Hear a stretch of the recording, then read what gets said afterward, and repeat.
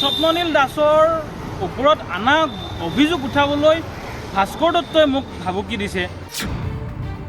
তেতিয়া লগালগে তেওঁ মোক এটা বেয়া শব্দ উচ্চাৰণ কৰি মোক গালি পাৰি পেলাই কৈছে, তই কিয় পুলিচৰ আগত আৰু মিডিয়াৰ আগত মোৰ নাম লৈছ। ভাস্কৰ দত্তই মোক হোৱাটছআপত অডিঅ' কলত ক'লে আৰু সেই লৈ মই এজাহাৰ দিম বুলি এফআইআৰ দিম বুলি ওলাই আহিছোঁ। কাৰণ ভাস্কৰ দত্ত স্বপ্ননীল দাসৰ এই স্কেমটোত জড়িত আছে বুলি মই প্ৰথমৰ পৰা কৈ আছোঁ। মই যেতিয়া স্বপ্ননীল দাসৰ বিৰুদ্ধে অভিযোগটো আনিলোঁ তেতিয়া মই ভাস্কৰ দত্তৰ নামটোও লৈছিলোঁ।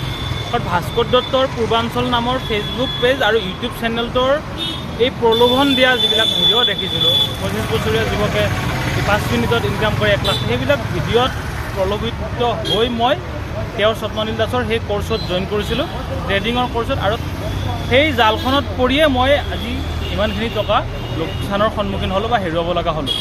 সেই কথাটো যেতিয়া অসম আৰক্ষীৰ সন্মুখত ক'লোঁ, মই সংবাদ মাধ্যমৰ সন্মুখত ভাস্কৰ দত্তৰ নামটো স্বপ্ননীল দাসৰ লগত ল'লোঁ, সেই কথাটোলৈ ভাস্কৰ দত্তই যোৱা বৃহস্পতিবাৰে মোক হোৱাটছআপত মেছেজ দিছিল যে আপুনি মোৰ নাম কিয় লৈছে সংবাদ মাধ্যমত, কি প্ৰুফ আছে মই পইচা লোৱা, মই তাৰ লগত থকা, আপুনি মোক এভিডেঞ্চ দিয়ক, ইমিডিয়েটলি লাগে ধমকিৰ সুৰত, মানে তেওঁক লাগেই। মানে মই মেছেজটো যোৱাকালিহে চালোঁ আৰু যেতিয়াই মই মেছেজটো চালোঁ হোৱাটছআপত, লগালগ মোৰ তাতে তেওঁৰ নাম্বাৰৰ পৰাই হোৱাটছআপত অডিঅ' কল আহিল।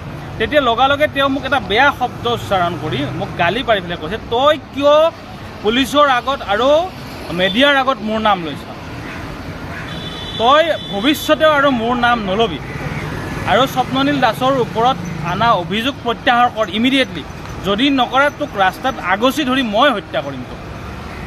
এইখিনি কথা ভাস্কৰ দত্তই মোক হোৱাটছআপত অডিঅ' কলত ক'লে আৰু সেই লৈ মই এজাহাৰ দিম বুলি এফআইআৰ দিম বুলি ওলাই আহিছোঁ ভাস্কৰ দত্তৰ বিৰুদ্ধে। কাৰণ ভাস্কৰ দত্ত স্বপ্ননীল দাসৰ এই স্কেমটোত জড়িত আছে বুলি মই প্ৰথমৰ পৰা কৈ আছোঁ। আৰু এটা কথা, অসম আৰক্ষীয়ে কিছুদিন আগত মানে অসম চৰকাৰৰ শিক্ষা বিভাগৰ কৰ্মচাৰী শিক্ষক আছাম জেট নামৰ ইউটিউব চেনেল বা ফেচবুক পেজৰ মালিক এজনক এনেকুৱা ট্ৰেডিঙৰ এপৰ প্ৰমোশ্যন কৰাৰ কথা লৈ তেওঁক নিলম্বন কৰিছিলে আৰু বীৰাংগনাৰ পুহি নামৰ এটা চেনেলৰ অ'নাৰ ছোৱালী এজনীকো নিলম্বন কৰিছিল। এতিয়া কথাটো হৈছে ভাস্কৰ দত্তৰ ওপৰত কিয় এতিয়ালৈ ব্যৱস্থা লোৱা নাই, মই সেইটো অনুৰোধ জনাইছোঁ অসম আৰক্ষীক যে ভাস্কৰ দত্তকো তদন্তৰ আঁতৰলৈ আনিব লাগে। এই ট্ৰেডিং কেলেংকাৰীৰ যিটো অভিযোগ মই কৰিছিলোঁ বা ওলাই আছে সংবাদ মাধ্যম, আৰু দ্বিতীয়তে মই যে এফআইআৰ দিম, মোক যে তেওঁ থ্ৰেটেনিং দিছে, ভাবুকি দিছে, হত্যা কৰিম বুলি ভাবুকি দিছে, গোচৰ উঠাবলৈ ভাবুকি দিছে, স্বপ্ননীল দাসৰ ওপৰত আনা অভিযোগ উঠাবলৈ ভাস্কৰ দত্তই মোক ভাবুকি দিছে, নিশ্চয় জড়িত আছে। কাৰণ স্বপ্ননীল দাস যিমানে আৰক্ষীৰ আওতাত থাকিব, আইনৰ আওতাত থাকিব, কিজানি ভাস্কৰ দত্তৰ নাম ওলাই ভাস্কৰ দত্ত ফচিব পাৰে। তো গতিকে মই গোচৰ উঠাব লাগে, স্বপ্ননীল দাস ওলাই আহক, তেওঁ বাচি যাব, তেনেকুৱা তেওঁৰ এটা প্লেনিং।